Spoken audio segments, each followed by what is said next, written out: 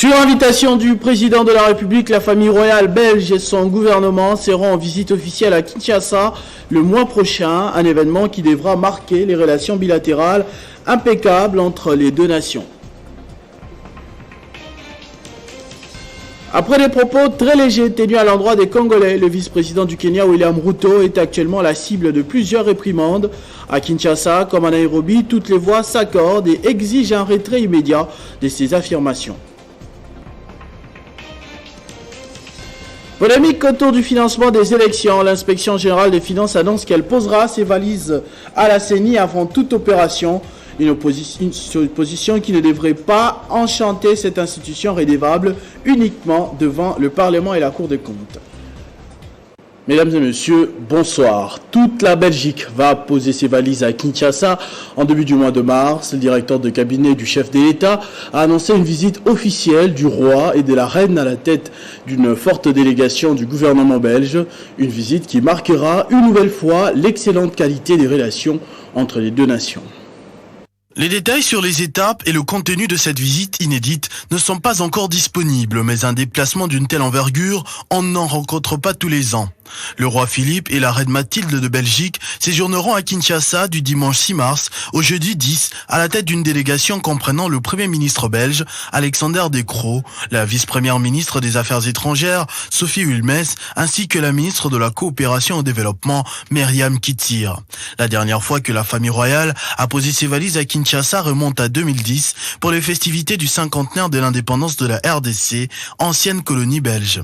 Le roi Albert II et la reine Paola avaient à l'époque visité les centres hospitaliers Roi-Baudouin dans la commune de Massina.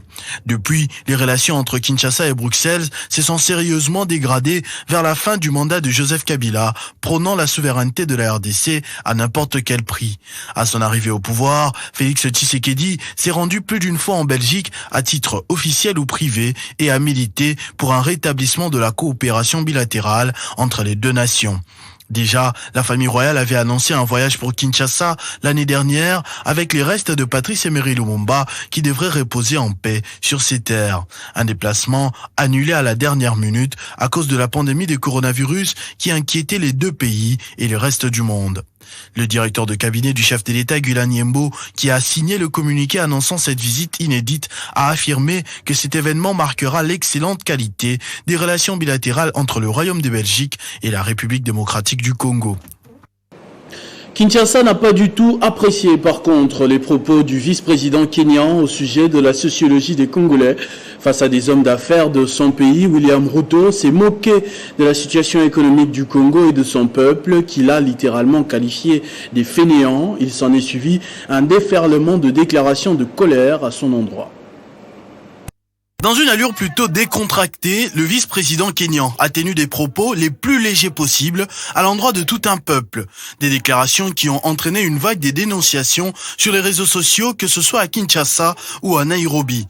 Le secrétaire général de l'UNC, par exemple, Billy Kambale, a été parmi les premiers à sonner l'alarme, dénonçant des insultes inadmissibles, tout en rappelant comment l'économie du Kenya était dépendante de la RDC, d'une manière ou d'une autre. La sénatrice Francine Muyumba, longtemps dans les sérails de l'Union africaine, a elle aussi dénoncé un acte contraire au principe d'égalité et des respects mutuels entre États, exigeant des excuses claires du vice-président en fonction. Au Kenya, les leaders d'opposition Raila Odinga, qui entretient d'excellentes relations avec Kinshasa, s'est également exprimé à travers son secrétariat, s'excusant envers le peuple congolais pour cette maladresse et a exigé des excuses de la part du vice-président. Prenant la polémique de court, le vice-premier ministre des Affaires étrangères a instruit son secrétaire général de convoquer l'ambassadeur kényan en poste à Kinshasa, George Massafou. Ce dernier a remis à Kinshasa une note verbale contenant cette fois les excuses du gouvernement du Kenya. William Ruto, inconnu jusqu'ici du grand public à Kinshasa, s'est moqué des Congolais qui seraient à sa connaissance incapables d'élever une vache, mais toujours prêts à s'adonner à la fête et à la sape. C'était au cours d'une rencontre avec les hommes d'affaires de son pays. Après l'Union africaine en 2021, la RDC présidera à partir du mois d'août la SADC et en prévision du 42e sommet des chefs d'État et de gouvernement qui se tiendra à Kinshasa, le ministre de l'Intégration régionale et francophonie Didier Manzenga a lancé les travaux préparatoires de ces assises qui abordent plusieurs sujets, notamment la sécurité et la bonne gouvernance. La capitale congolaise Kinshasa s'apprête à accueillir le 42e sommet de chefs d'État et de gouvernement de la communauté de développement d'Afrique australe.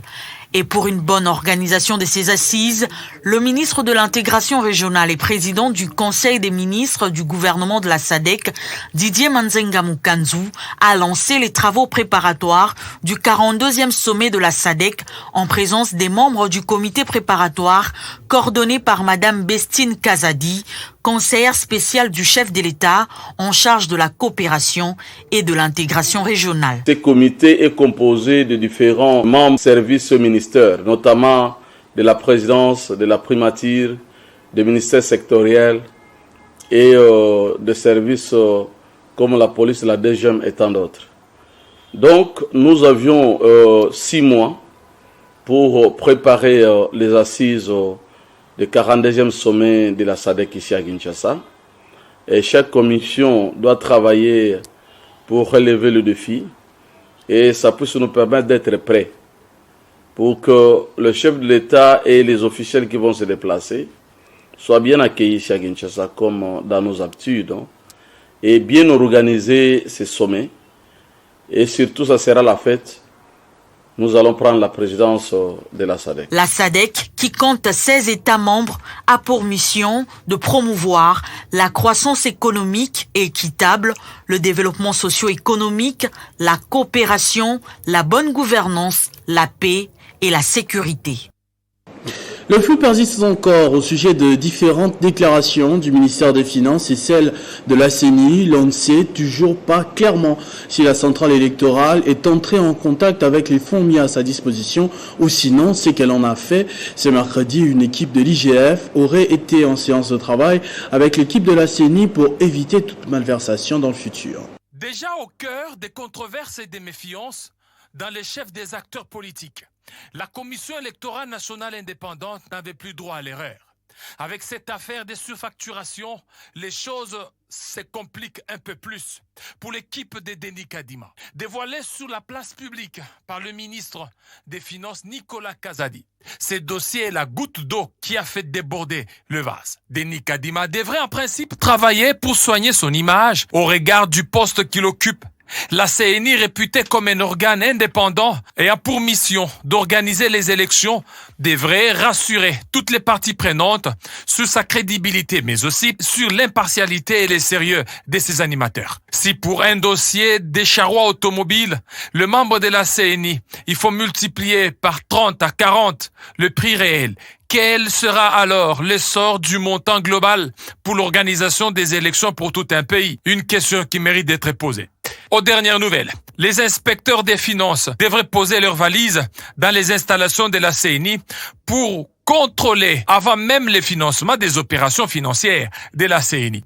Pour Jules Alinguete, cette mission sera permanente et va entamer avec la vérification des fonds décaissés par les trésors publics avec comme objectif garantir la crédibilité du processus électoral. En réponse à ces accusations, Patricien Seya, rapporteur de la CENI, déclare qu'il n'y a jamais eu de surfacturation pour achat véhicule des membres de la CENI. Nous avons vu le concessionnaire CFAO, permettez-moi de vous le citer. Vous tous, vous connaissez la crédibilité et le sérieux de cette société, de ce concessionnaire. Nous avons déposé notre proforma au niveau du ministère des Finances. Quant à lui de vérifier si c'est vrai ou si c'est faux. Mais je vous assure que nous avons déposé ces factures et à lui de vérifier parce que nous sommes conscients que c'est une facture réelle que nous avons déposée. Avec cette sortie médiatique de Patricien Seya, du ministre des Finances et de l'IGF, il est clair qu'il se pose un problème sérieux de l'indépendance de la centrale électorale à quelques mois de la tenue des élections de 2023. Le Tchad sollicite l'expérience de la RDC pour organiser son dialogue. Une forte délégation tchadienne conduite par le secrétaire d'État chargé de la réconciliation nationale et du dialogue a annoncé cette démarche au président du Sénat, Modeste Bahati Lukwebo. C'était ce mercredi lors d'un échange au Palais du Peuple. Selon cette délégation, le Tchad prépare un dialogue en Djamena pour une paix durable dans ce pays qui connaît une période de transition politique depuis le décès au front du président Idriss Déby Itno. Les dirigeants tchadiens ont choisi la République démocratique du Congo car ce pays a déjà réussi à organiser avec succès plusieurs dialogues depuis la période de la conférence nationale souveraine. Sur place à Kinshasa, cette délégation a choisi d'abord Modeste Bahati Lukwebo, un acteur majeur de la vie politique de la RDC et qui participe à toutes les grandes rencontres politiques du pays, en passant par la conférence nationale souveraine, le dialogue de Sun City et les concertations nationales. Et puis dernièrement, son expertise est avérée. Il a été désigné informateur par le chef de l'État Félix-Antoine Tshisekedi Tshilombo pour identifier la majorité parlementaire actuelle, a déclaré le chef de la délégation tchadienne. Bahati Lukwebo a donné des orientations précises et prodigué des conseils à ses interlocuteurs qui se sont dit plus que satisfait. L'objet donc de cette visite, c'est de recueillir auprès du Sénat, incarné par son président, recueillir donc les informations nécessaires, utiles pour la conduite de notre dialogue. Parce que nous sommes dans un processus de dialogue et de réconciliation au Tchad. Et donc nous avons effectué ces déplacements justes pour explorer les bonnes pratiques du Congo dans le domaine de la réconciliation et du dialogue. Et là, nous sommes satisfaits de l'entretien que nous avons eu avec le honorable président. Ce sont les éléments dont nous avons besoin qu'il a fait ressortir. Les membres du bureau du Sénat ont été associés à cet échange très riche et qui a duré plus d'une heure au bureau du speaker de la Haute Chambre du Parlement. Le regroupement politique AAB a présenté sa nouvelle équipe dirigeante au président du Sénat, Modeste Bahati Lukwebo encore. C'était après la grande réunion de résolution des différends à laquelle tous les protagonistes ont pris part et qui a produit comme premier fruit la mise en place d'une nouvelle équipe conduite par les députés nationaux Jonathan Bialosuka. L'unité et la cohésion de toutes les forces au sein de l'Union sacrée autour du chef de l'État, c'est le mot du Swiwendi du président du Sénat Modeste Bahati Lukwebo. Suite à ces recommandations et médiations, les divergences qui voulaient installer un bicéphalisme à la tête du regroupement politique AAB ont été aplanies et une nouvelle équipe dirigeante mise en place avec comme président le député national Jonathan Bialosuka Wata. Ce dernier a conduit une forte délégation de son regroupement composée essentiellement de députés, sénateurs et chefs des partis politiques qui les composent auprès du président du Sénat Modeste Bahati, à qui ils ont remis le PV de la réunion qui a mis en place ce nouveau bureau. Nous sommes venus rencontrer le président du Sénat en sa qualité aussi de membre de la coordination de l'Union sacrée pour lui présenter l'équipe qui désormais doit représenter AAB devant toutes les institutions et auprès de tous les partenaires de notre pays. Ce groupe ici est issu de la révolution Union sacrée, qui a été d'abord une révolution pour donner au chef de l'État la majorité parlementaire. Et qui dit majorité parlementaire voit les deux chambres du Parlement, l'Assemblée nationale et le Sénat. Et comme vous le savez, la majorité des députés et des sénateurs ici de l'ancien AAB-FCC ont viré plutôt vers l'Union sacrée. Et c'est cette majorité que vous avez devant vous qui est venue une fois de plus aussi exprimer par cet acte leur soutien au chef de l'État et qui tient à accompagner le chef de l'État dans cette lourde mission qu'il a reçue de notre peuple. Différents réglés comme pour dire que les linges sales, c'est l'avant-famille. Désormais, tous regardent dans la même direction pour accompagner le chef de l'État à réaliser un bilan positif au terme de son mandat et préparer les élections de 2023. Godefroid Mayobo n'a pas qualité d'engager les partis lumumbistes unifiés. Ce dernier a été notifié par le vice-premier ministre, ministre de l'Intérieur, conformément à l'arrêt de la Cour de cassation. Les arrêts de la justice et la décision du vice-premier ministre de l'Intérieur légitiment et légalisent donc le professeur Willy Makiashi comme secrétaire général et chef du parti lumumbiste et unifié.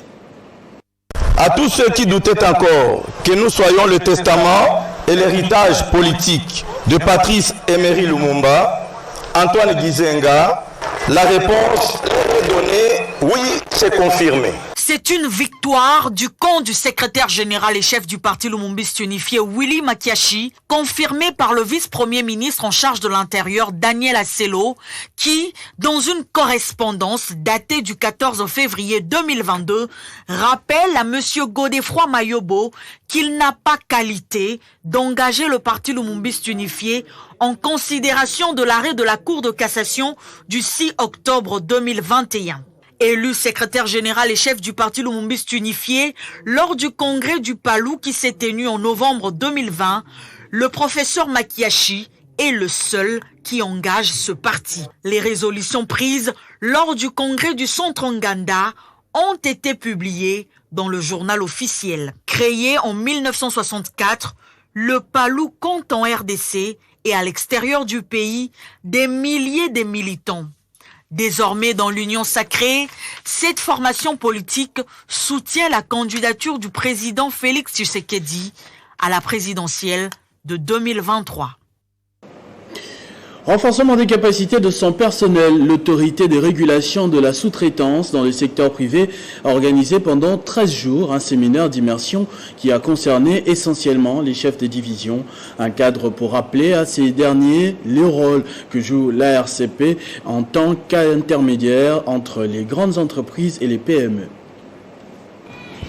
Les chefs de division de l'autorité de régulation de la sous-traitance dans les secteurs privés ont été outillés sur le rôle que doit jouer l'ARSP dans la promotion des petites et moyennes entreprises, véritable socle de l'économie du pays. Et dans tous les pays du monde qui se développent correctement, l'économie est soutenue par les petites et moyennes entreprises qui constituent le moteur en termes d'impulsion du développement et de création d'emplois durables. Parmi les matières traitées au cours de ces séminaires de 13 jours figure l'examen du cadre légal et réglementaire sur lesquels est assis l'autorité des régulations de la sous-traitance.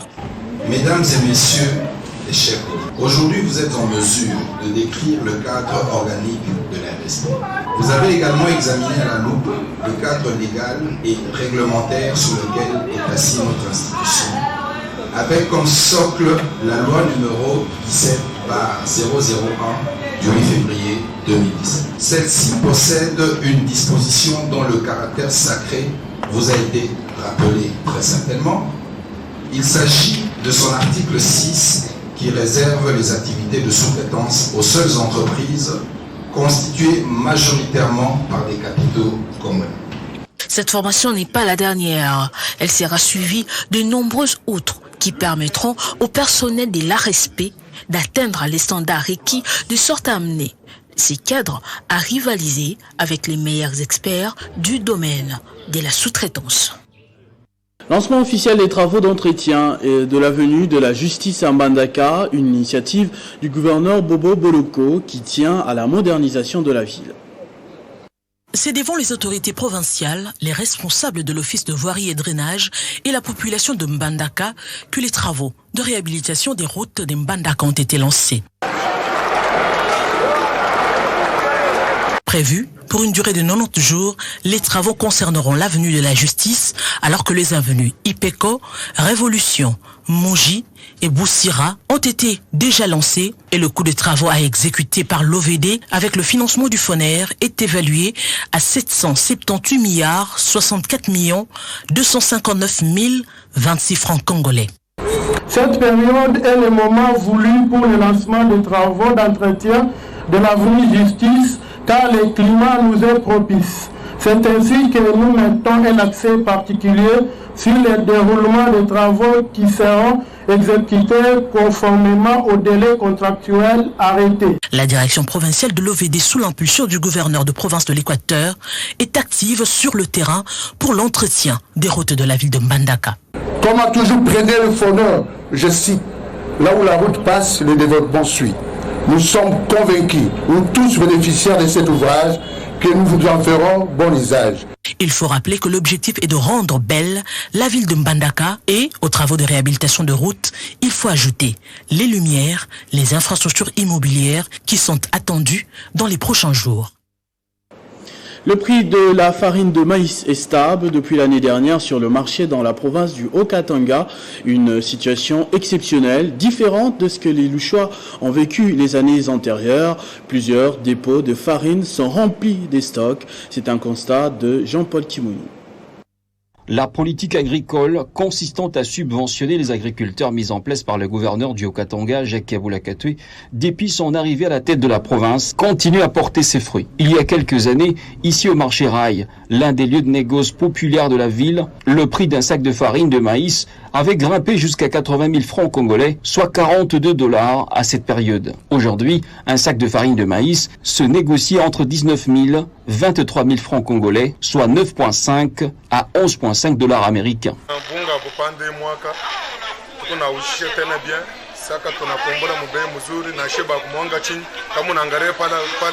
Au marché Mzé-Laurent Désiré Kabila, en plein centre-ville de Lubumbashi, il fallait se bousculer en cette période pour avoir un sac de farine au prix exorbitant auprès de quelques rares marchands qui en disposaient. Aujourd'hui, les dépôts sont remplis des stocks et les vendeurs se plaignent de la rareté des clients. Bref, c'est le contraire. Et celui de la Rouachi, dans tous les lieux de négoce de Lubumbashi, les dépôts sont remplis des stocks de farine. Une situation exceptionnelle pendant ce premier trimestre de l'année, jadis tumultueuse.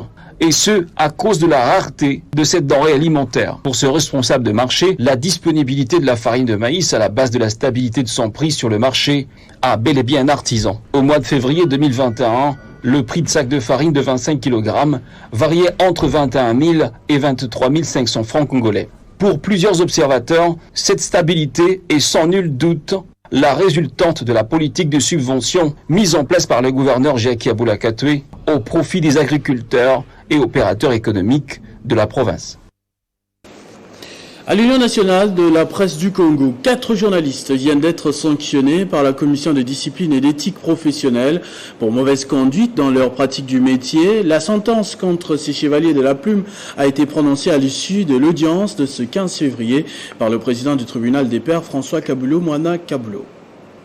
Ils ont écopé de 3 mois de suspension pour non-respect des principes régissant la pratique du journalisme en RDC. À l'issue de l'audience dans l'affaire 4 journalistes contre le directeur général ad intérim du FPI, Jean-Claude Kalenga Makonga, avait saisi l'UNPC sur ce qu'il qualifie de mauvais comportements et pratiques malveillantes reprochées à ces journalistes. Le tribunal dit recevable l'action mue par la partie plaignante Jean-Claude Kalenga Makonga, directeur général intérimaire du FPI, et la déclare fondée.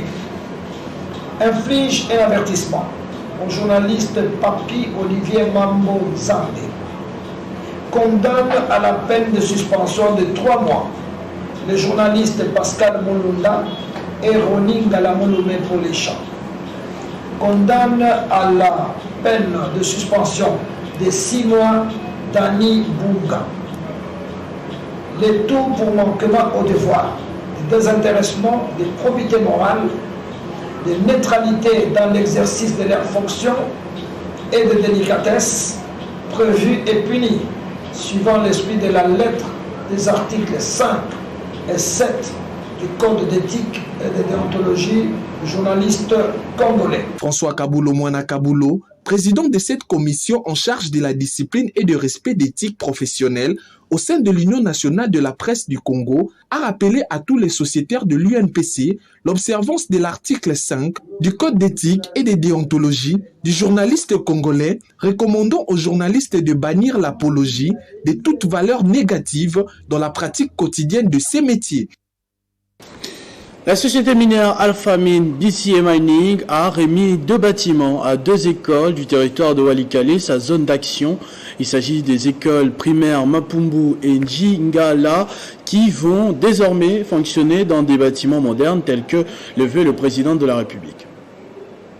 Service technique. Les clés remises ici à l'administrateur du territoire adjoint de Walikale sont un symbole de l'entrée en possession de ces bâtiments modernes construits par la société minière Alpha Mine BCA Mining en faveur de l'école primaire Malumbu dans la localité de Maliba, groupement Utunda, et Lepenjingala dans le groupement de Wassa en territoire de Walikale. Les écoliers quittent ainsi les bâtiments en paille et suivront cours dans des salles de classe où les conditions sont plus acceptables, a indiqué Félix Chiraluroi, représentant de la société Alpha Mine. On nous a envoyé vous remettre les ouvrages qui ont été construits par la société pour que les enfants que nous sommes en train de mettre au monde puissent étudier dans des conditions acceptables.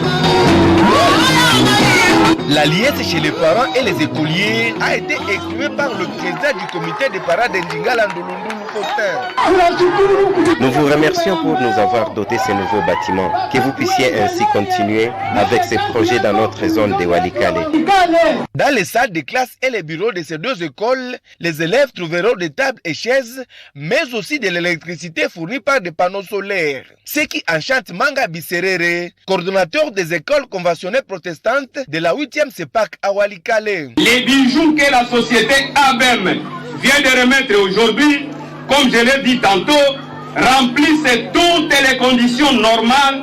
Après la visite des installations, l'administrateur du territoire adjoint de Walikale, le commissaire supérieur principal Ado Laurent Kassongo, a, au nom du président de la République, pris acte de cette remise de ces 2 bâtiments. Permettez-moi à ce que je puisse adresser le remerciement tout droit à la société Alpha Mine, qui malgré des tractations multiples a su se disperser en respectant scrupuleusement le cahier des charges pour nous remettre en séjour cette œuvre. L'entreprise Plantation et Huileries du Congo a été primée ce samedi, je voulais dire, les meilleurs de ses travailleurs. C'était au cours de la cérémonie Award PHC organisée à Rotana Hotel à Kinshasa. PHC a produit en 2021 48 tonnes d'huile contre 42 en 2020, une performance que l'on a attribuée à la nouvelle directrice Monique Giesques. Pour la cérémonie inaugurale de PHC Award. Ils se sont distingués dans l'exécution de leurs tâches au sein de leur entreprise et ceci n'a pas laissé indifférents les gestionnaires. Les meilleurs agents des plantations et huileries du Congo durant l'année 2021 ont été primés le samedi 12 février 2022 au cours d'une cérémonie organisée à Kinshasa en présence de la vice-première ministre de l'Environnement Eve Bazaïba. Une première depuis l'existence il y a plus de 100 ans de cette société grâce au nouveau management congolais incarné par Monique Giesques, nouvelle directrice depuis 2020. La production des PHC a atteint 48 000 tonnes d'huile en 2021 contre 42 000 en 2020, soit 12% d'augmentation. Partant du meilleur récolteur, en passant par les meilleurs ramasseurs et certains encadreurs, au total, 23 catégories des agents ont été primés. Pour l'année 2022, l'objectif, on quitte de 48 000 tonnes et on a l'objectif de produire 60 000 tonnes sur 2022. Donc le challenge est grand et très important. La vice-première ministre de l'Environnement Eve Bazaïba a félicité l'équipe dirigeante des plantations et huileries du Congo pour l'initiative. Il faut qu'il y ait la reconnaissance des efforts fournis. Le fait qu'une entreprise qui reconnaît les efforts de ces agents qui ont travaillé pour certains 43 ans, 45 ans ou même 8 ans comme on l'a entendu, les hommes et les femmes, ça encourage, ça permet une certaine performance. Signalons que ces agents sont venus de 3 sites de production, à savoir site de Bateka à Bandaka, site de Lokutu à Kisangani et celui de Yalingimba à Bumba.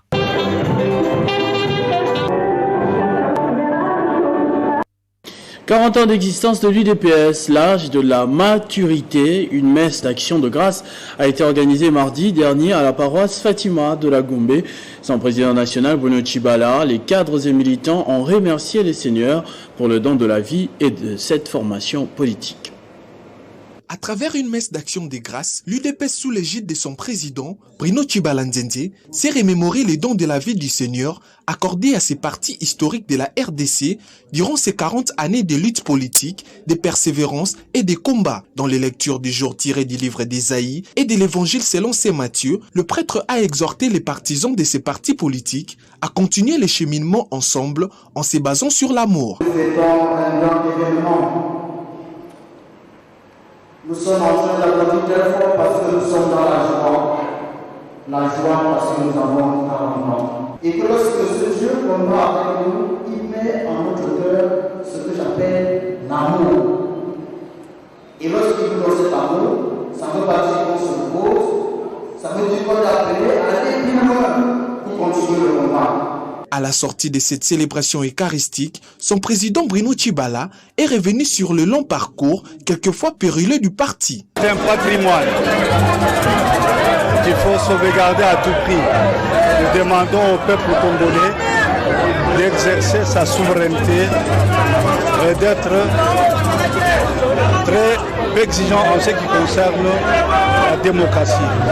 Et donc pour le processus 2029, je venais de plaider pour la réintroduction du scrutin majoritaire à 2 tours pour permettre au peuple de sélectionner au premier tour et de choisir au deuxième. Ainsi, je pense que nous pourrons jouer la vraie démocratie que le peuple se prépare.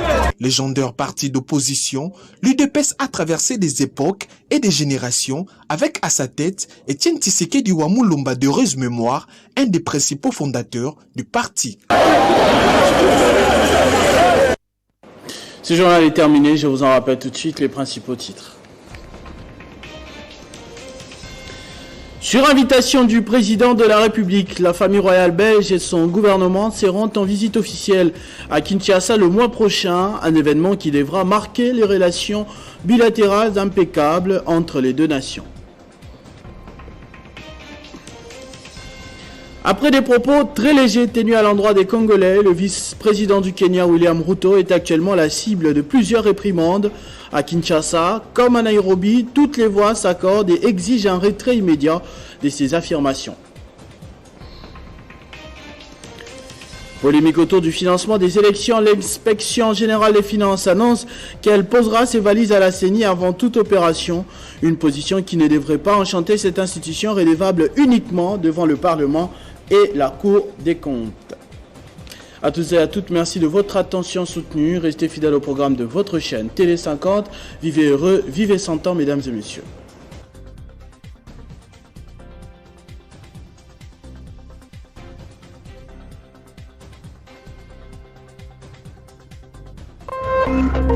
Téléchargez les infos Télé 50 sur www.télé50.cd.